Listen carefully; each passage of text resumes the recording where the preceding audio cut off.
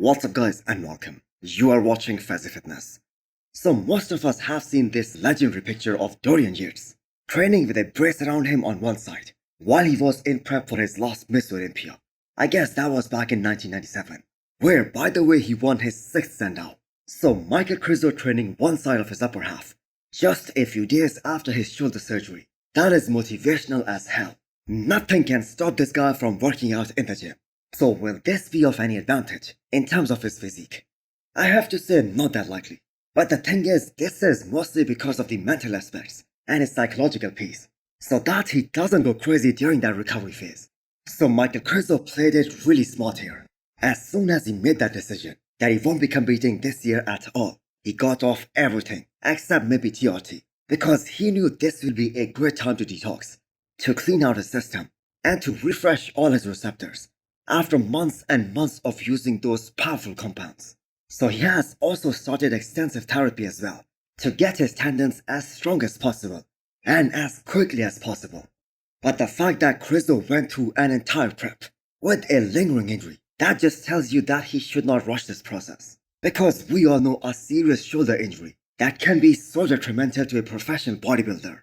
So Krizo still looks to be holding on to some freakish size, especially on that side that isn't injured, because he has been training that side with little weights quite frequently. So let's just hope that he gets a fast recovery and is in a great position to start his Arnold Classic 225 prep, and that too on time. Chris Bumstead is such a big icon in the fitness industry.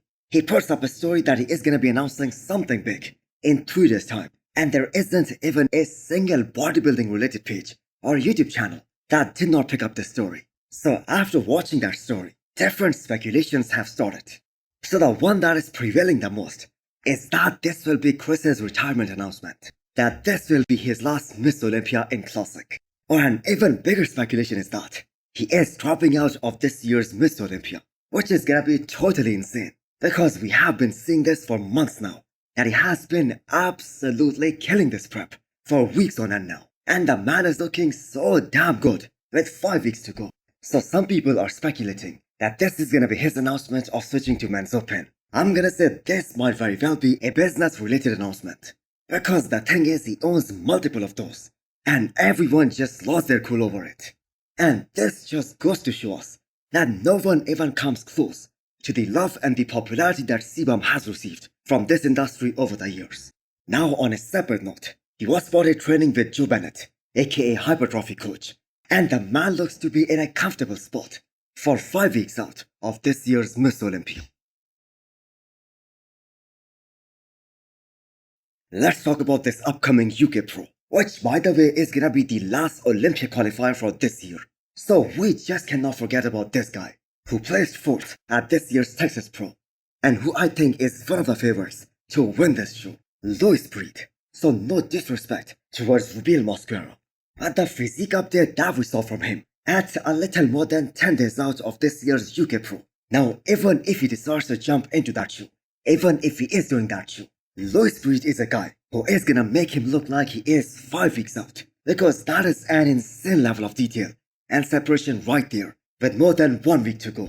So Louis is one of those guys who has that grainy look to his physique. The skin texture is super thin, which allows him to showcase every minor detail necessary to win a show like this one. Now I know he doesn't have those gifts to be called really aesthetic. He has that wide waistline, and that is why he did not place higher than 4th at this year's Tampa Pro, because his muscularity in that show, that was just next level. He was top 5 at this year's Tampa Pro as well, and this show seems to be the best shot at getting his highest possible flexing, and maybe an Olympia qualification as well.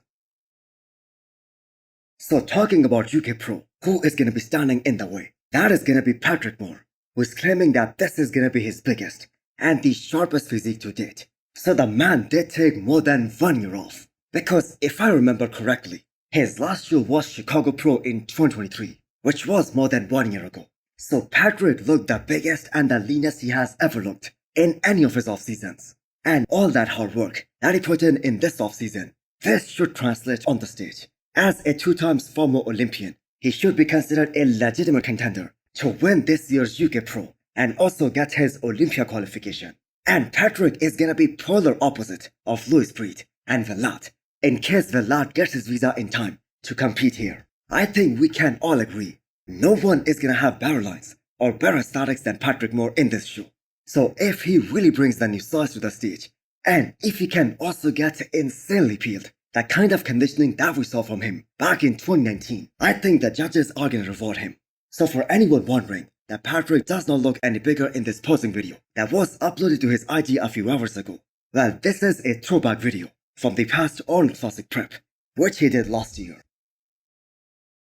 Vlad has also confirmed that if he gets his UK visa, he is gonna do this upcoming UK Pro, and that is why you guys see him getting better and better and sharper in every update that he posts.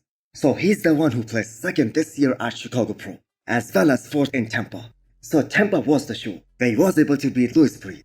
So it is gonna be a great battle once again. But Vlad arguably has better symmetry than Louis, and he definitely has more freak factor and more size than Louis Breed, or any of the other guys for that matter in this lineup.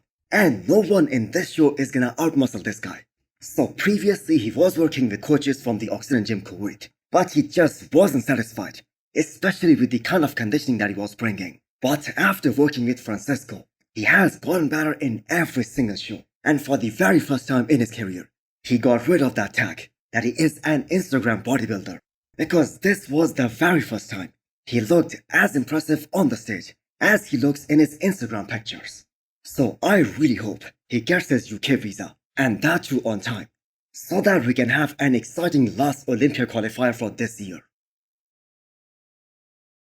Next up is Andrew Jacked, going through some of his last workouts in Dubai before he flies out to the US, before he joins his trainer, Chris Lewis aka Psycho Fitness, and also known as Camp Psycho. So this man needs to get together with an expert posing coach, because as good as some of his muscles, like his chest is, but still for whatever reason, that doesn't look very impressive in that side chest, and maybe that is because of the way Andrew hits that pose. The engine is good, running and steaming properly before Psycho takes it for a test drive. So yeah, that's the course I'm steering now. So the words that were used for Andrew Jacked after dominating this year's Texas Pro, that it is gonna be super hard for anyone to stand next to Andrew Jacked at this year's Miss Olympia, especially from the front.